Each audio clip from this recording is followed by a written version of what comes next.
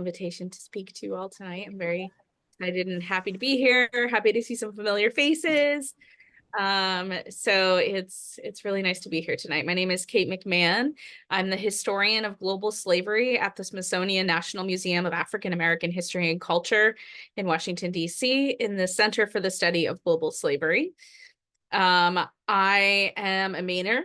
I grew up in Shapley, which is, I'm sure many of you are familiar with Shapley, but just a little northwest, northwest of Berwick. So it's really wonderful to be here tonight to talk about, Maine and its connections to global enslavement and the economies of enslavement, and a couple of particular slave ships. So I am very happy to be here tonight. Feel free to use the chat to send questions or save them for the end. I'll try to go through at the end and go through the chat if you have something burning that comes up while I'm talking. If not, I'll definitely save some time at the end so that we can have a discussion. All right, I'm going to share my screen. Can everyone see that okay? Great. All right. Well, thank you again for everyone for being here tonight. I am excited to be able to talk about some of this research, which I haven't really presented about a lot of this before. But I like to start my talks about the slave trade and grounding us in what the global slave trade was. When we think about slavery, especially in America, we think about it through the lens of American slavery, and most folks' knowledge, what we're taught in schools, primarily centers around slavery within the United States and in particular, the conflict, the antebellum period. So the time period leading up to the Civil War. But we're not really taught about how slavery really impacted the entire world. And it truly shaped the world that we live in today. It touched nearly every continent on Earth in some way. It shaped the colonization of much of the world, of Africa, Asia, South America, North America, and even Australia. It was one of the largest mass movements of human beings in history, if not the largest, certainly the largest forced migration of human beings in history.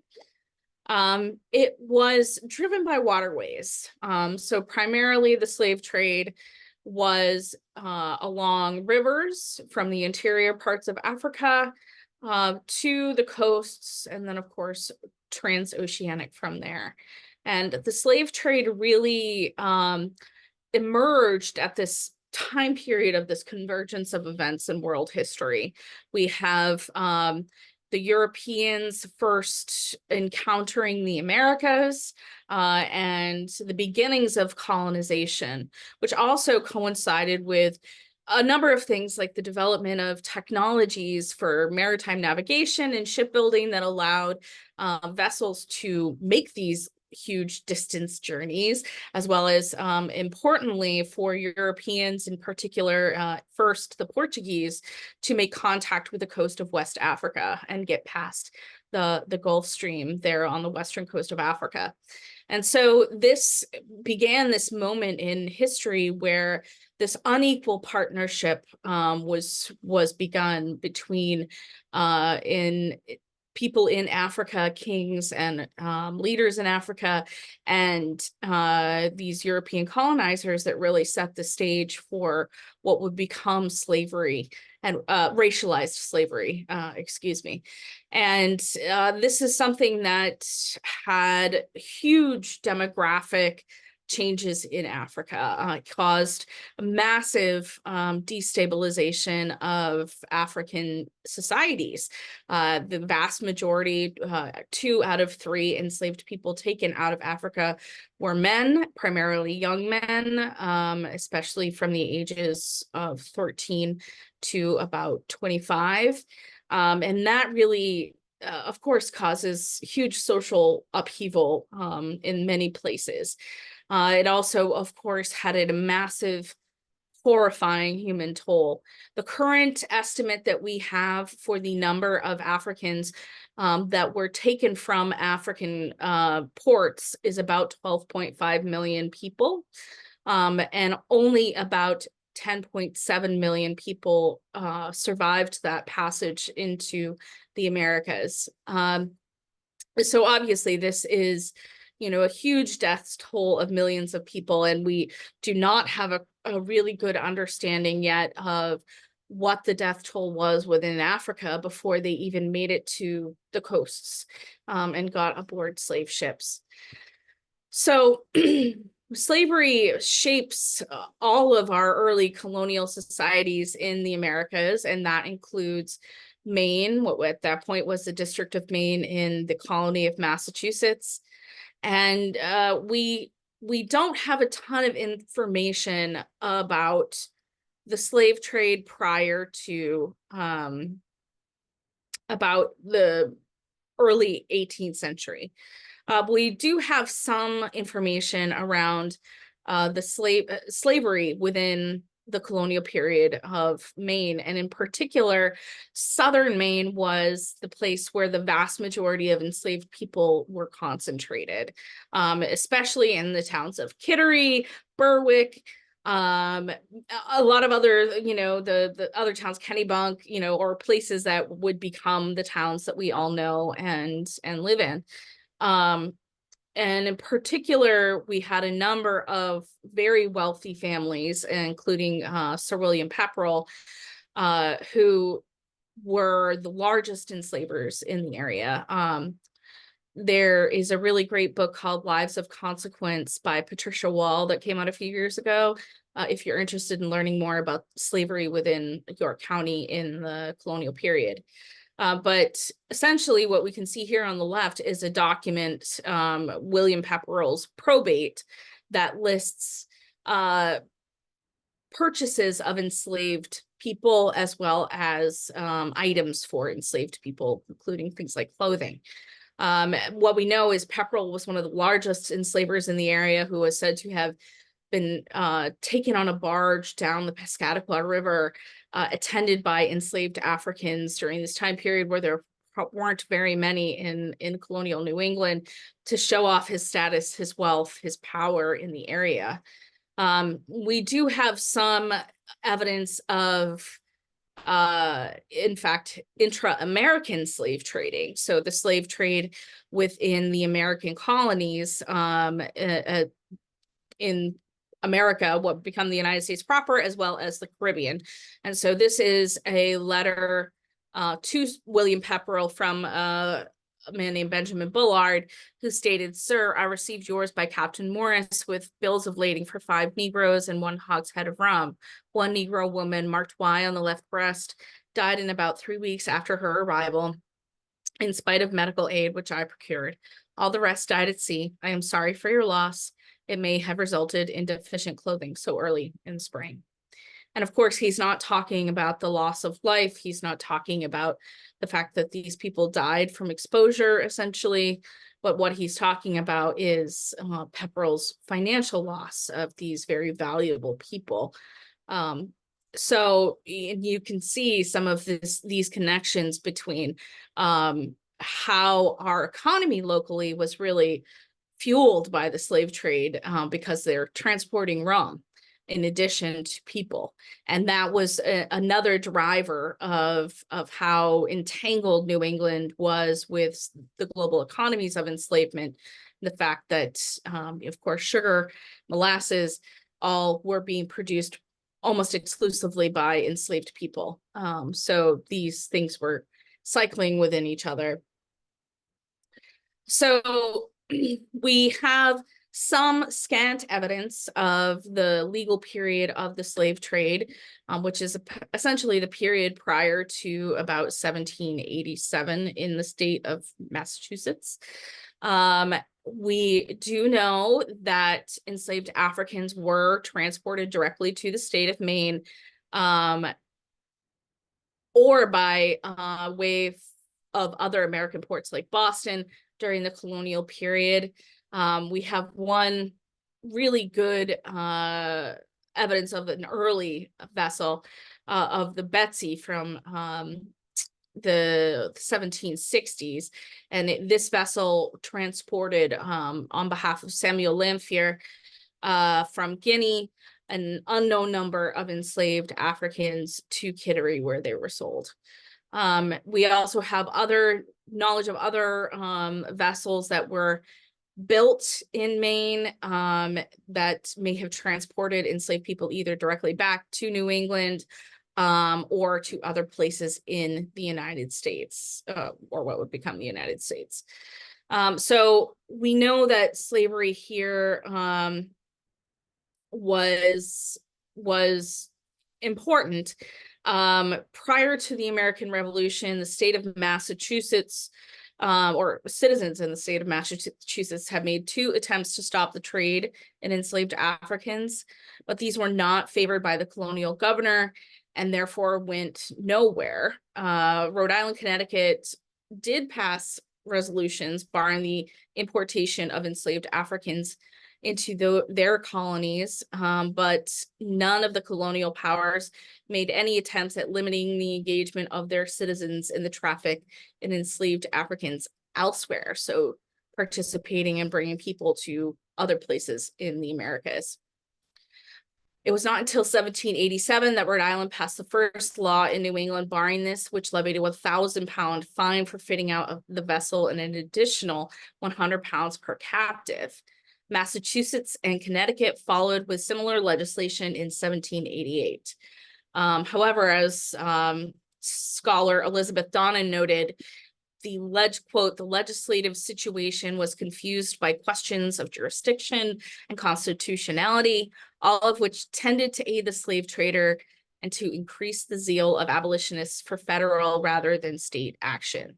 So these laws were infrequently enforced. However, we do have one known vessel in the state of Maine that during this time period did transport enslaved Africans illegally, and its owners and master did suffer some legal consequences. And this is the ship Eagle. This document, as well as a series of documents, are in the Maine Historical Society relating to this case. So in 1791, a man named Thomas Hodges purchased enslaved people in Africa with the intention of selling them along with other cargo, including rum and other things produced like cloth in Haiti. And Hodges and the vessel's captain, named Henry Skinner, decided to stop in Havana to sell these enslaved people, as that port had recently been opened to trade. However, Skinner and Hodges knew they could make more money in the French colonies. So Americans were not allowed at this time to sell enslaved people in French colonies by French law, as well as American law. So to bypass this, Hodges, at the behest of the vessel's owner, famed Portland rum merchant Thomas Robeson, transferred 29 enslaved people into a French vessel, La Jarime, and sold the enslaved people at a large profit. So this document on the left lists the prices that were paid by the enslavers who purchased these 29 people.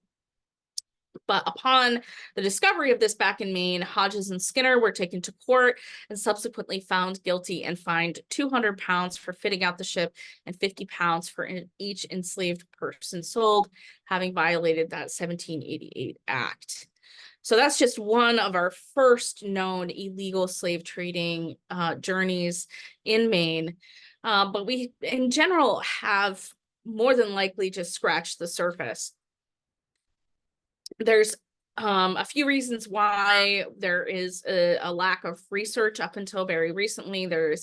Has been a new wave in the last 5 years of others who are really taking this on, community members and amateur historians, as well as historical societies and others who are in different cultural institutions to understand Northern New England's role in the slave trade. We also have the public has a misunderstanding of what slave ships were. We tend to think of slave ships as a slave ship and then another ship, like a merchant ship. And frankly, that's just not the case. Most slave ships acted as both slave ships at one point and merchant vessels at another point. Even within the same journey at sea, they might be transporting goods on one end and enslaved people on another end. So it's not so black and white there. There's a lot of blur.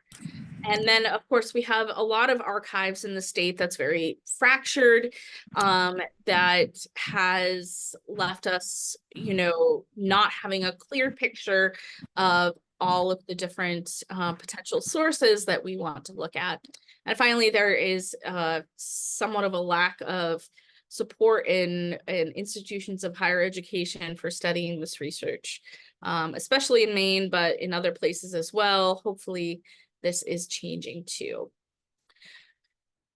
So the illegal slave trade, I'll pause here for a second and just explain what this is. The legal participation of American merchants in the slave trade, the foreign slave trade, ended in 1808.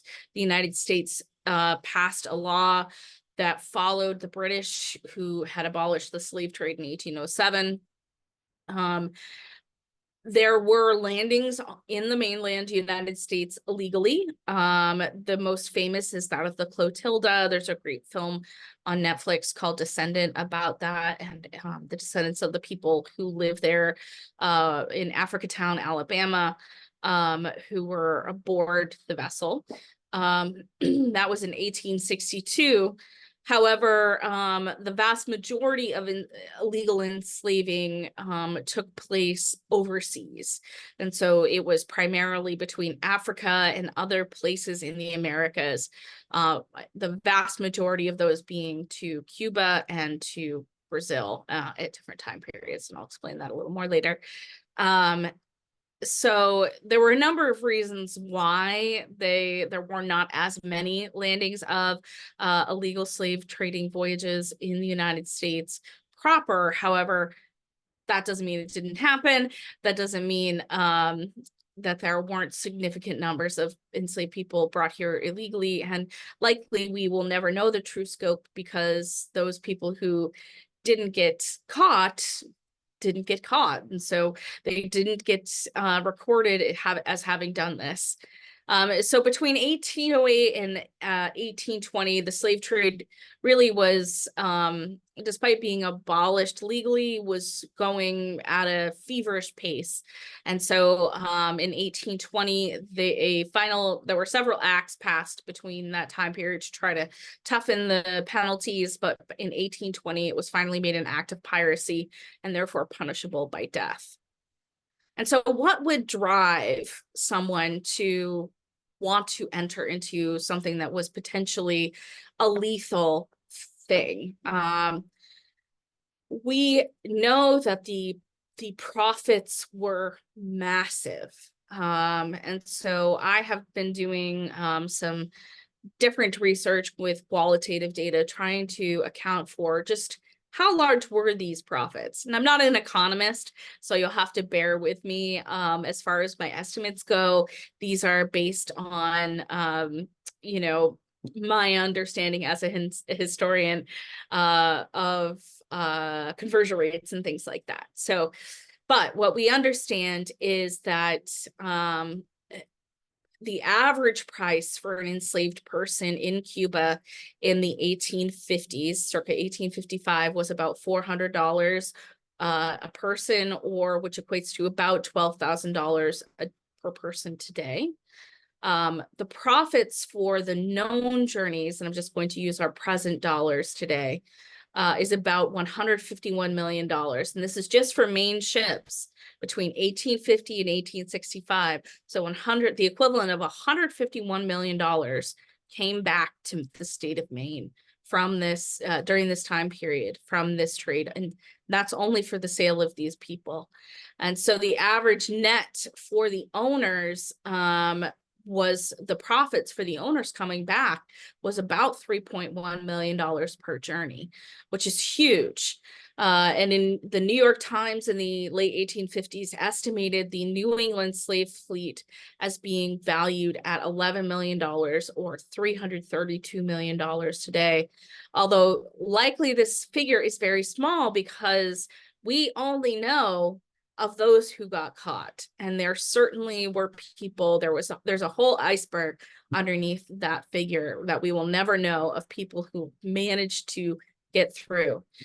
So I was trying to understand what this meant in terms of Maine's economy, and Maine's timber industry at this around the same time in 1852 was valued at $2.5 million. So therefore the slave ship fleet is 11 million, is 4 million, 4 times larger than the timber industry in terms of profits coming back to the state of Maine, which is huge. And of course, some of that timber is going directly into the slave ship. So it's very tied together. So this really gives us a sense as to why people were willing to risk their lives in order to do this. It was money. And they also understood that the penalties during this time period, most people, especially because during the 1850s and up until the election of Lincoln, we had a number of presidents who were enslavers, who were too afraid to really push for the harshest penalties for those caught being engaged in the slave trade. And we also had, all levels of corruption going down, especially within the local jurisdictional courts and the marshals and the ports. And there was a whole culture of bribery in many places, especially New York, which is where many of these vessels were departing from. But Boston and Salem were also significant points of departure for these vessels. And so the vessel that I'm going to talk about today in most detail is the Nightingale. It was built in 1851 by Samuel Hanscom in Elliott. It was a huge wooden vessel. You can see 178 feet in length. That's an image, a Currier on Ives print of the vessel, and had 1,066 tons of carrying capacity. And to put this into perspective, during the vast majority of the period of the slave trade, the average size of a slave ship could handle 300 tons of cargo.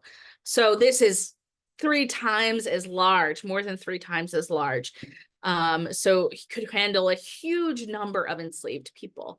And what is driving this traffic? Why are people on, in the 1850s, as this abolitionist sentiment, especially in New England, is really ramping up?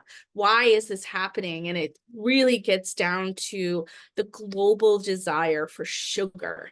Sugar grew, the global consumption of sugar grew exponentially during the 18th and 19th centuries, went from, millions of tons to trillions of tons, over the course of the last 150, 200 years. So this really left 2 places in the world that were producing the vast majority of sugar after Great Britain abolished slavery in its colonies in 1834, and that was Brazil and Cuba. And so the slave trade, the illegal slave trade to Brazil, really took off in the mid 1830s and increased at a very rapid pace. That was where the vast majority of traffic was heading in the 1840s, and right up until 1850, when the Brazilian government finally truly abolished the African slave trade and began to punish the merchants and captains and enslavers involved in that activity. And a number of Maine vessels were involved in that traffic. I've given a number of talks on it before, especially as it relates to the town of Brunswick. So if you're interested, you can Google Pachepskop Museum, and I talk about it there. And after 1850, after Brazil began to abolish the slave trade there, although Brazil did not abolish slavery until 1888, the last country in the Americas to do so. Cuba became the #1 destination for these slave ships. And so Cuba becomes this huge producer, and in particular has very strong trading partnerships within the state of Maine. So there are streets in Cuba lined with Maine granite. There are, significant Maine, and in particular in the city of Portland, became a #1 producer of distiller of rum, and so huge importer of sugar and molasses and things like that. So it becomes significant to the state during this period of the 1850s and 1860s in particular. So after the Nightingale was launched in 1851, it really began its career because of its huge size, and it was very fast and sort of a celebrated launch, being such a huge vessel. It was primarily used to ferry passengers to the gold rush, and then later became a tea clipper that went to Australia and the Pacific, and even ran races between China and the UK to see who could get there fastest. However, it was sold to a man named Francis Bowen, who was known as the Prince of Slavers, a major organizer of the slave trade out of Boston in New York City in February of 1860. So the Nightingale, you can see here, actually, this is the figurehead of the Nightingale. This was rediscovered. Someone had recovered it from after it sank off of Norway in the 1930s, and it sat in a barn for about 65 years. And it was sold at auction fairly recently in the early 2000s. So in early 1861, the Nightingale set sail for Liverpool from Salem. And in Liverpool, it seems that the vessel, it was known where this vessel was going by the merchants, by even some newspapers, by other seamen living in the various seamen's homes. Quote, the ultimate destination of the ship was well known to and was frequently talked about among a certain class of people. Another man, an American man named James Williams, is quoted to having said, "The shipping master, as I was told by some of the crew, said publicly in sailor boarding houses that it was all nonsense about the ship going to China and the East Indies, that she was going to the coast of Africa for a cargo of N-word, and the men could make $1,000 apiece if they would go. And it finally got to be common talk that the ship was preparing for a slave voyage, so that the riggers and the pilot talked about it among the sailors." So in April 1860, the USS Saratoga, which was a vessel that had been built in Portsmouth, actually, I'll talk about that in a second, was cruising off of the coast of West Africa, and they noted what the Nightingale was doing. It was behaving suspiciously. 4 days later, the U.S. Navy Captain Taylor caught it off of Cabinda in Angola in the act of boarding enslaved Africans. There were already 960 people on board the vessel, so they were attempting to take around 2,000.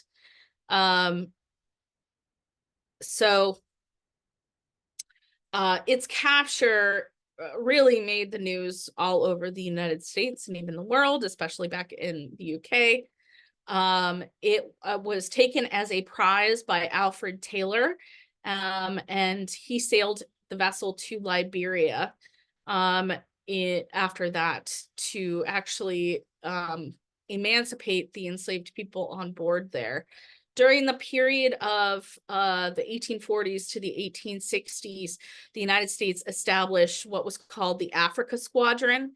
And this was a series of vessels that the United States commissioned after the 1842 Webster-Ashburton Treaty to patrol Africa, the Americas, various parts of the world, to attempt to find Americans engaged in the foreign slave trade.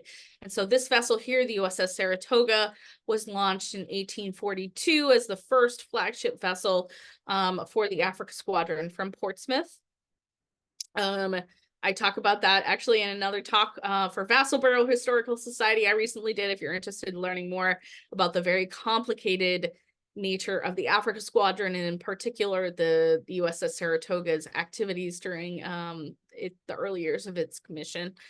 So during this passage, during this time period, enslaved people who were found aboard American vessels were not taken back to their original points of origin. They were all taken to Liberia, which of course is while these people were then freed, they were sort of put in this place which could be thousands of miles from their home, and obviously had significant impacts on the people who lived there, notwithstanding the amount of disease that was frequently in Liberia because of this constant influx of enslaved people from these ships.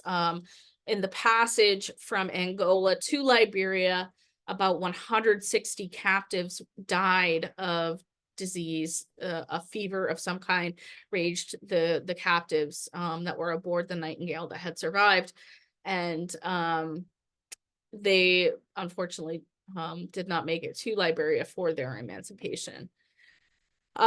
After these enslaved people were disembarked, the vessel was sailed to New York, and where it reached on the 15th of June, 1861, Captain Bowen escaped with the help of the commander of the prize crew, Lieutenant James Guthrie, who was also an enslaver. So Bowen escapes, and it was the case then turned to prosecuting the other crew members that were on board the vessel, and it was heard in the district court in June of 1861. And they had to, basically, these courts were very ineffective. They often were in cahoots to some extent with these enslavers, those that were, in particular, the powerful men in New York that were arranging these slave trading journeys, consigning these American vessels to do this nefarious business. Several of the first two crew members, including Winthorne Westervelt here on the left, were ultimately had mistrials. The juries were hung, and they could not come to a decision.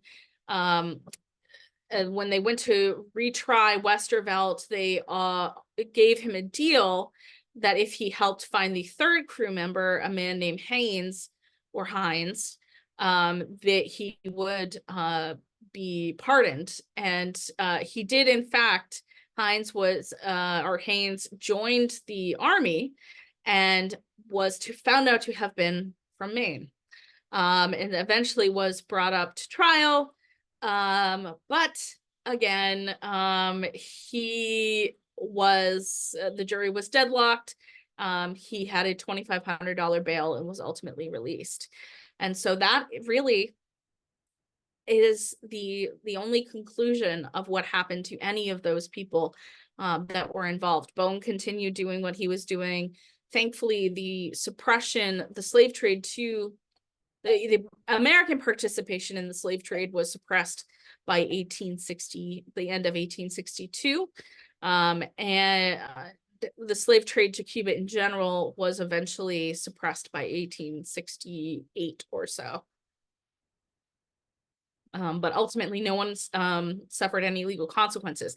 After the vessel was taken as a prize, it was condemned in New York and purchased by the Navy for $13,000. and was fitted out as a coal and store ship, and saw significant action in the Civil War, transporting coal and other things along the coast of the United States for the Navy. And eventually it went into regular merchant service and eventually sunk off of the coast of Norway in 1893. And so to sort of wrap things up here, another vessel that was built in southern Maine that ended up in the slave trade during the same time period was the Erie, which was built in Elliott. It was captured with roughly 900 captive Africans on board in August of 1860, and it was captained by a man named Nathaniel Gordon. And Gordon was already a seasoned slave trader. And in fact, his father was also a slave trader. And Gordon was from Portland. His family was quite, not significantly well off, but certainly people of society. And, it was a national scandal when he was arrested and brought up on trial. And basically at the behest of Lincoln and the pressure of the fact that this was happening in 1861 during the Civil War, and all of these other trials were happening as well at the same time period, and no consequences were being suffered. It was not lost on Southerners to call out the hypocrisy of the fact that the vast majority of these vessels that were engaged in the slave trade during this time period were owned by people from Maine and Massachusetts. And so these vessels were built in New England. They were being owned and captained by people from New England or other free states. And so that was consistently called out in various newspapers, even in like congressional hearings on the House floor, on the Senate floor, that these Northerners were hypocrites because they were spouting these abolitionist ideals and yet letting all of these people essentially get away with these horrific acts and crimes against humanity. And we're just not, they were okay with slavery elsewhere, but not at home. And so ultimately, Gordon was hanged in 1862, and he became the one of the last slave traders known in the United States, from the United States, and was the only person to actually suffer the full consequences of that 1862 law. And so that sort of wraps things up. I'm happy to explain any more about any of these topics. Feel free to raise your hand if you want to. I'm going to stop sharing my screen. I can reshare so I can see people's faces, or, put in the chat, anything like that.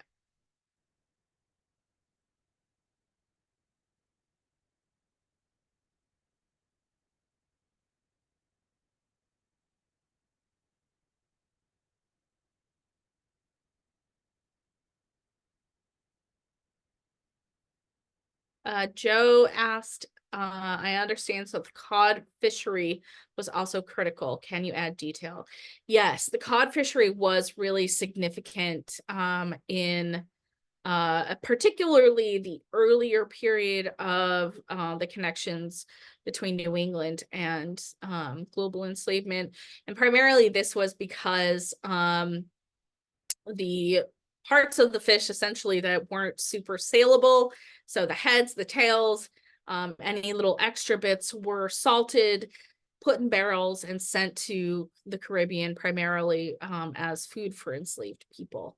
And so generally, so that is part of what's being transported back and forth along the Atlantic route to the Caribbean during the colonial period. Barbara?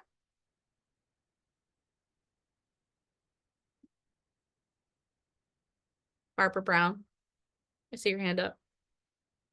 Sorry, I was muted.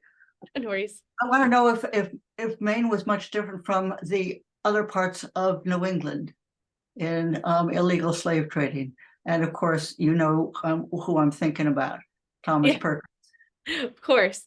Yeah, I mean, I would say Maine and Massachusetts, really, it's hard to disentangle the people that were working together as part of that slave trading during the 19th century in particular that I'm talking about. So like the 1840s to the 1860s.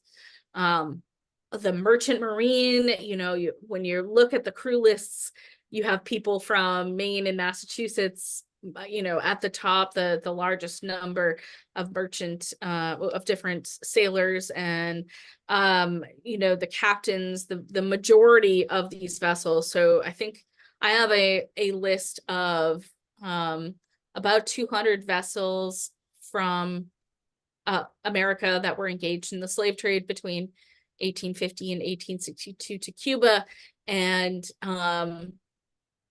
about 120 of them, I think, were from Maine or Massachusetts. So the vast, you think, these other places in the United States, like, what about the southern places? They're really not as significantly represented in that group. So primarily it's New York, Maine, Massachusetts, a little bit Rhode Island, but by this period, not so much.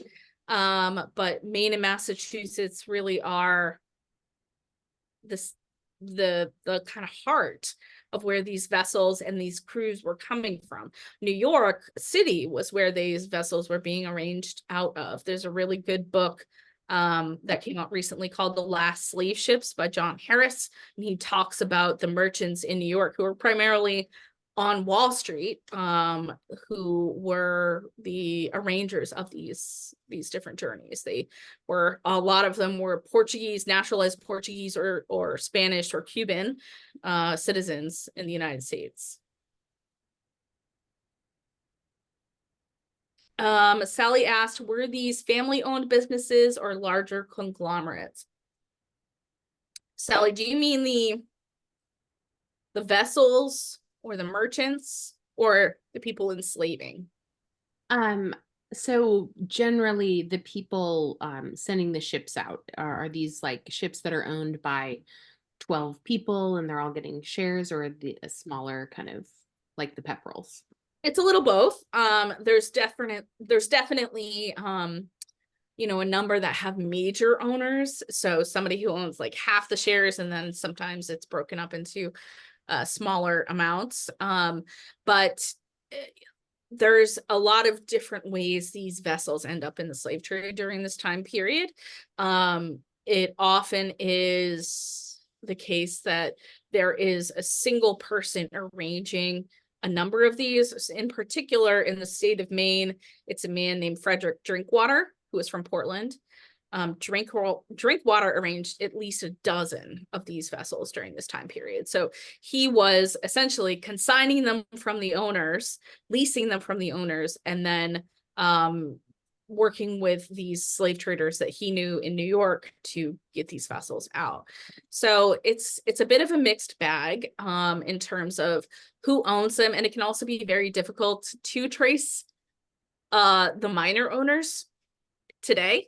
And it becomes difficult with the illegal slave trade sometimes to trace the owners at all, because the vessel names were changed illegally. So often what we find is evidence in like the military papers, the parliamentary papers, of people scratching the name off of the ship or blacking out the ship, so you don't know where it is, and they'll say, we think this is this vessel from Maine, or we think this is a vessel of Boston.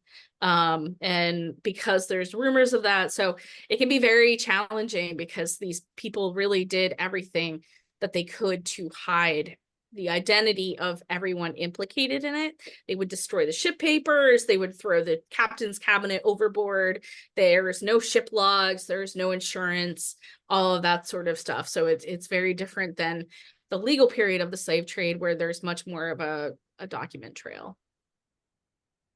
Jane asked, when did enslaved people who reached, or how did enslaved people who reached Cuba or Brazil then get to the United States where they were presumably sold. So they were not sold in the United States. They were brought to Cuba or Brazil to be sold in and purchased in Cuba or Brazil and enslaved there, primarily to work on sugar plantations in the case of Brazil, also to a lesser extent to work on coffee plantations. So they were never brought to the United States by these particular people I'm talking about. There were, however, enslavers who did bring people to mainland United States illegally as well. Susanna asked, you just mentioned that the vast majority of slave ships were owned by people in Maine and Massachusetts. Could you please clarify what time period that was the case? Yes, so this is during the time period between 1850 and 1860, and this is particularly to Cuba. That's the research that I've been focusing on more. I have been doing research on Brazil as well, but I don't have I haven't done as much research yet. So that's where I have the most clarity. And in particular, this is that time period leading right up to the Civil War or during the early period of the Civil War. Joe asked, can I break down the number of slaves that landed in the United States versus Brazil? Yeah, sure. So in the mainland United States, only about 350,000 or so enslaved people were known to have been brought directly from Africa, versus Brazil, which is, I think, somewhere around 5.5 million.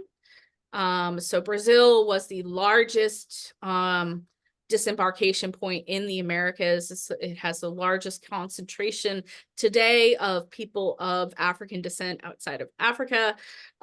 So it is, it was a significant site of slavery all over Brazil, and in particular, working on these sugar plantations, as well as coffee plantations, even mining, lumbering. So people in Brazil really worked in all different, labored in all of these different environments. And therefore, there was a significant amount of people consistently being brought in. And the difference is because in the United States, we had a mortality rate that was low enough to have a self-reproducing population of enslaved people. So in 1860, at the census of 1860, there were about 4 million enslaved African Americans in the United States. And in Brazil, as well as the other sugar producing colonies, they had to consistently bring enslaved people in because the mortality rates were so significant that the birth rate never exceeded the death rate. And so in those places, the life expectancy of an enslaved person who arrived from Africa to one of the sugar producing colonies was only about 7 years. So people, and the birth rate was very low because of maternal health, poor maternal health, poor food, disease, all those sorts of things, violence. So it doesn't mean that slavery in the United States was better or more benign. It was just different. Felix asked, was Jonathan Hamilton from Berwick involved in the slave trade? I don't know the answer to that question. I will have to look it up. I don't know who Jonathan Hamilton is. So if you want to drop some information, Hamilton was building ships from before the 1812 embargo. I don't know. I'd have to look him up and I'd have to do some digging. It can be a little hard. A lot of the way that I have gotten the information about the vessels that I have is I back my way into it. So I don't start looking for a specific captain. I find the vessel first and back my way in that way. That can be easier to find those implicated. Were there Maine-owned ships trading enslaved persons in the 1830s? Yes. I've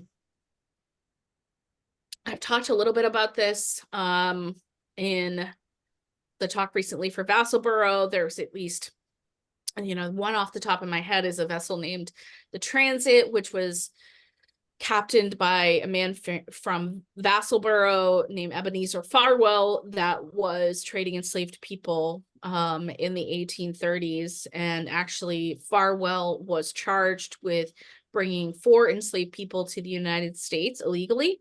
One of them he actually left at his father's house in Vassalboro, and the 3 others were taken to New York. And ultimately, he was acquitted. And those men were eventually returned to Liberia. But that's just one off the top of my head. There were also at least 5 or 10 that I can think of off the top of my head that were engaged in the slave trade to Brazil during that time period, the late 1830s and early 1840s.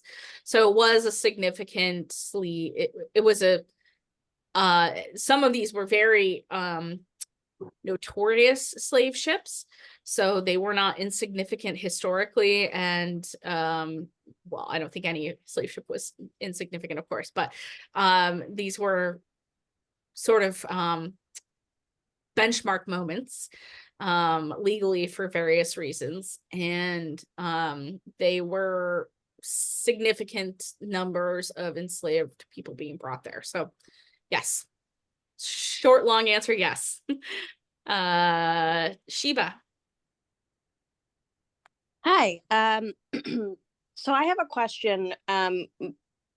I don't know what your familiarity is with the area. I live down in Kennebunk, but I work in Portland, and we've been trying to figure out some of the history of Commercial Street, which is interesting. And obviously, like, there were landings there as well, and the whole sugar trade thing. So what we're trying to determine, so do you know of any like resources or folks in the area who are focused on the history of slavery in Maine and like the Portland area who might be able to give us some background? We don't know where to start. Yeah, definitely. I mean, I've definitely studied Portland as well. I didn't talk about Portland tonight, but I have a lot of resources on the slave trade out of Portland. During the same time period, there were quite a few vessels that left Portland, and it was talked about in the newspapers of various men, you know, sort of skulking around the wharves, trying to entice ship owners and merchants and captains into the trade. So Portland was a more minor site than Boston and New York during this time period, but was significant still. There are a number of folks I'm acquainted with in Atlantic Black Box, atlanticblackbox.com, who would be happy to help you. So if you email info at Atlantic Black Box, we can connect you. And there's also, we also have a number of talks that have been given by folks about Portland and Greater Portland. So yeah, definitely. You can also email me. I'll put my email in the chat and I can connect you directly. Awesome. Thank you so much. Of course. What percentage of enslaved people in Maine, enslaved people stayed in Maine? I don't really know that the answer to that question. And it's very difficult for us to quantify that because we don't really know all of the various enslaved people that even were in the state of Maine. We don't have a census. So often when enslaved people are recorded, they're recorded in probate. And so we only see them listed as a woman or a man or a child. So it becomes almost impossible to track their movement out of the state of Maine or elsewhere. So unfortunately, that's not something that we may ever really know. We do obviously know there were significant movement between Maine and Massachusetts of enslaved people. John L. You're on mute. Yes, that was my question. Oh, good. Yes. Yeah. So, I would suggest reading Pat Wall's book, Lives of Consequence. Pat is from, I think she might live in Berwick. She lives somewhere, either Berwick or Kittery. And she is retired, but she did this as part of her like passion project in retirement and really scoured all of these various probate records, deeds, all these different things to get a better sense of enslaved people in southern Maine. So it's a great book. She probably would even do a talk for you all if Berwick wants to. I can connect you. I can give her email address. Yes. The author again. Who was the author? Patricia Wall. Wall. Yep. He's a really great person. She really is.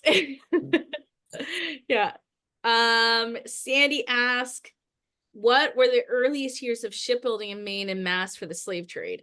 The earliest years that we have evidence for is from about the 1760s to the 1790s.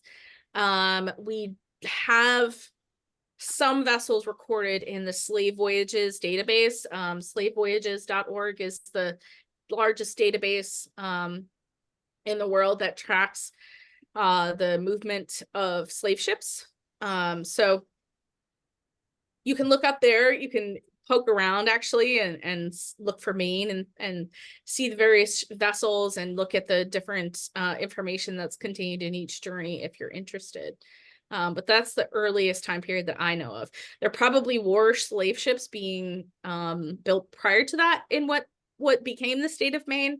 But because of, sort of scant record keeping and the way things get destroyed and the fact that Maine was part of Massachusetts, the scope is a little fuzzy right now. And it definitely deserves some folks digging into that kind of question. So Barbara asked me 2 questions. Why am I focusing on 1850 to 1860? That was just the time period that I am forcing myself to stop at for now so I can finally write my book. Because, yes, as many of you who do research now, you can just research forever because it's like my favorite thing. But I need to finally write my book. I had a child in the pandemic, so my dissertation advisor keeps saying, it's been a while, what are you doing? So I will turn to the whole period, and I have done some research on the whole period. That just happens to be a decade that is particularly historically significant, of course, that time period, and where there is a decent amount of records that are easily accessible because it was being recorded in things like the UK parliamentary papers, naval records, US congressional papers. There's lots of different things that are not hard to find. So that made it a little easier to do that kind of research. Barbara also asked, does she understand that all these illegal slave traders were transatlantic, either buying people from Africa for Brazil or Cuba? Yes, with an asterisk. Yes, the vast majority were. There were people that were transporting enslaved people to the United States. We know of several that happened, including I'm having like a moment with my brain right now. Oh, it's not the wildfire. There was a vessel that landed in Georgia. Also, if I think of the name, I'll come back with it. In the 1850s, that we know of, and then there was also one that, of course, the Clotilda, which landed in Alabama. So those are the 2 most famous ones. There were others, and there's certainly what I've found evidence of a lot of people, these New England ship captains bringing in, not a lot, but a fair few number of people being transported by these ship captains back to New York with maybe like 1 or 2 or 3 or 4 people.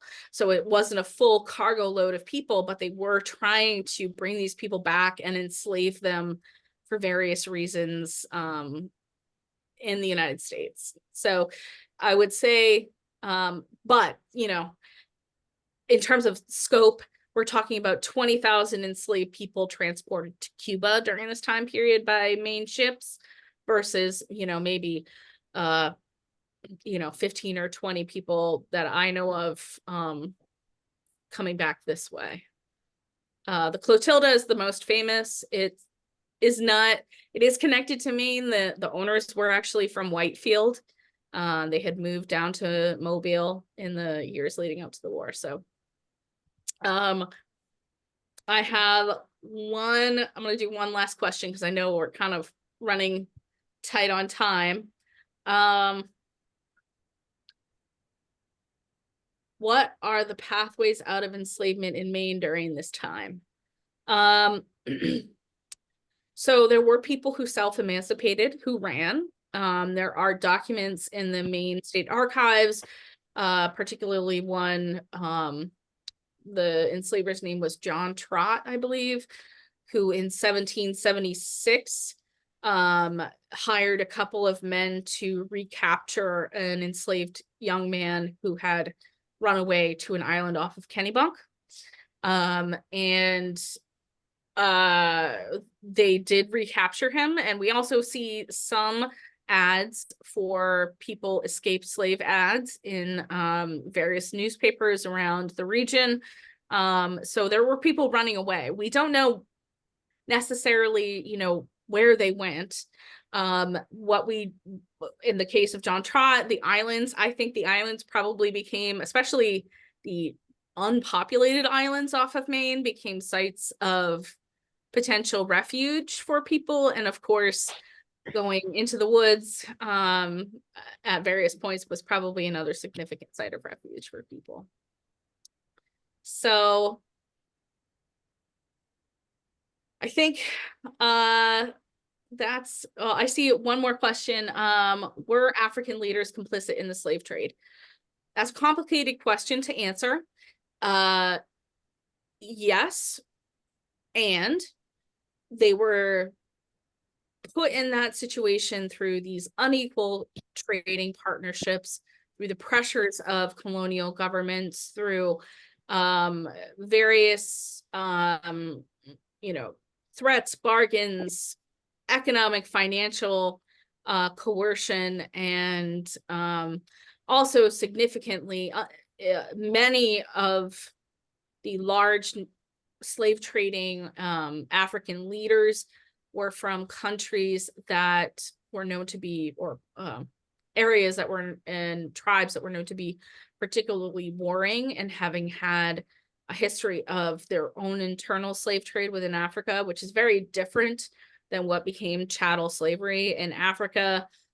Prior to European colonization, slavery did exist, but it was primarily something that was reserved for people who were captives of war, who were criminals, or who had, you know, broken some sort of law within the ethnic group. And often slavery was something that was temporary. You could earn your way out of it through various things, including military service. And so what became chattel slavery on the coast of Africa, much of that, many of those leaders were essentially forced into doing this through various mechanisms, financial and obviously militaristic. So Kate? Jane? Yeah. Yes, I'm the treasurer of OBHS, and Nicole and Carrie are both having technical difficulties, so I'm going to hop in and thank you. Thank This you. has been a fascinating lecture.